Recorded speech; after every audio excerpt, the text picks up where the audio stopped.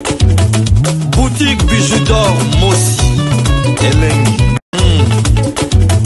Boutique Bijou d'Or Mossi. Voilà, couleur riche. Boutique Bijou d'Or Mossi. Voilà, couleur riche. Boutique Bijou d'Or.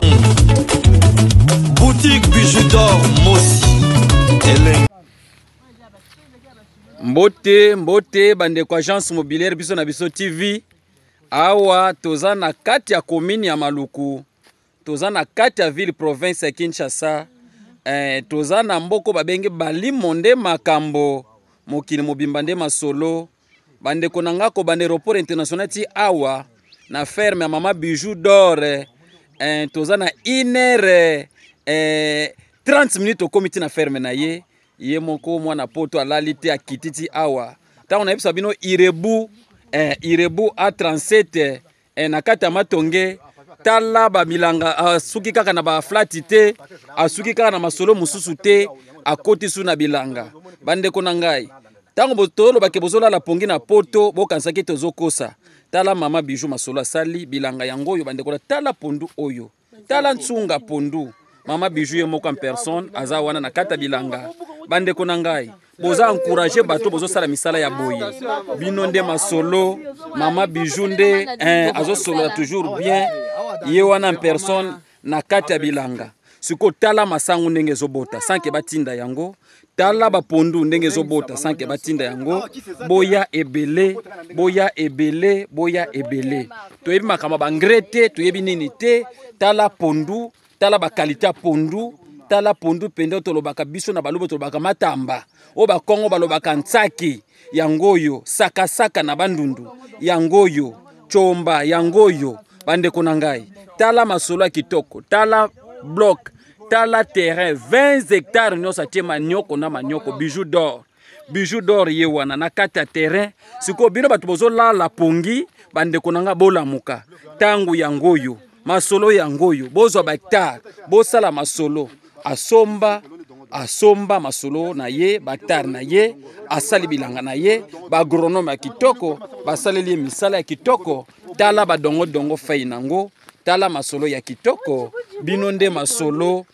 Mama Bijou toujours azo solo la bien. Nga nazo pesa bino makambo. Mama Bijou ye wana en personne. Mama Bijou maloba mi bale misatu pour encourager bande kono obazakuna. Mama Bijou à vous pesela. Mbote na balandi yo surtout ya Papa Patrick TV Oui, biso na biso TV. Biso na biso TV, c'est ça. Donc appela ça Muninga Labino, abonné. Labino, abonné à Papa Patrick. Oui. Donc nous avons que c'est le kaka, masolo ezande na Congo. Vraiment. Donc ngapeza mbala liboso na sala musala bilanga pour na zalana makambo ya bande ya banda quoi, ya ba immobilier. C'est la pelo ko na mba. Donc dans la maison de passage nanga flat na biso ezana matongi da Irebu A37. Mbala liboso na kota na musala bilanga mais na sepeli na moni ke basali nga musala bien. Bozara vraiment to lembate parce que c'est bato malamu pe bazala na bango. Ngala zala kité musala to esala mina simananga mais na sepeli. Na sepeli da tondi na sengo mais so lingo kende kinde ko yozo landa Papa Patrick. Contacter Papa Patrick a fait ce numéro nanga. Ouais, on sala la séjour ba flat na biso à partir de $10 aux place à kulala. Ya bien. En tout cas boya.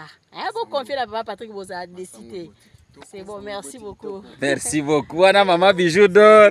Irebu A37 ndenge na pesela ka toujours asolola kitoko bino mombo moni ndenga sololi. En tout cas boza penza, boza les bienvenus boya bino nyonso.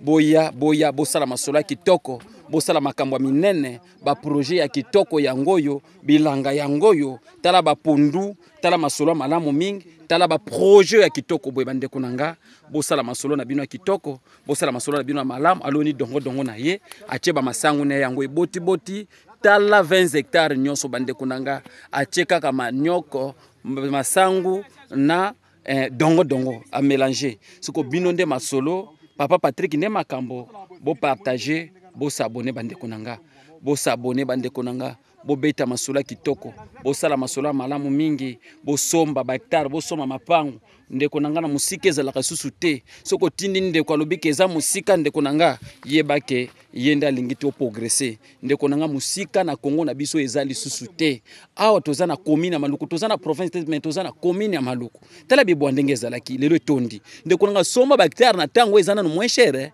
lobe ko koma ba parcelle ngana lobaka nanga ngana zana ngana tsumbiri ntekeria so ngana sombi lobi tango ya otuna nga prix na ko chelo na tie po lelo tango bazobeta 7 biloko eza moins cher prix ba hectare $800 $500 voire même 450 na immobilière biso na biso TV papa Patrick ozana $400 aux hectares aux $450 aux hectares ça dépend milliers ça dépend milliers donc na ko proposer na monto ozana ngona biso ke na milliers rozwa alors boya ebele bande konanga bo s'abonner bo partager bo tiaka ba j'aime bo tiaka misapi place wana bo tiaka misapi place wana na j'aime wana nde konango tele vidéo penza aux 8 temps ya kolanda 8 minutes 2 minutes 3 minutes ya ko tele vidéo nanga nde konanga nini ko pekso po tiela nga musapi place wana tiela nga musapi ko sala nga boga de sala nga ba cheke berekete e sala nga bien tala kaka bino mokili mobimba bino nde masolo bande konanga soki bino bo solo Papa Patrick tala kaka donc ngai po YouTube a reconnaître nga po masolo sala ma bien ngana za la makambu toujours c'est que faut binonde bo sala misapi place on bo sala ba partager za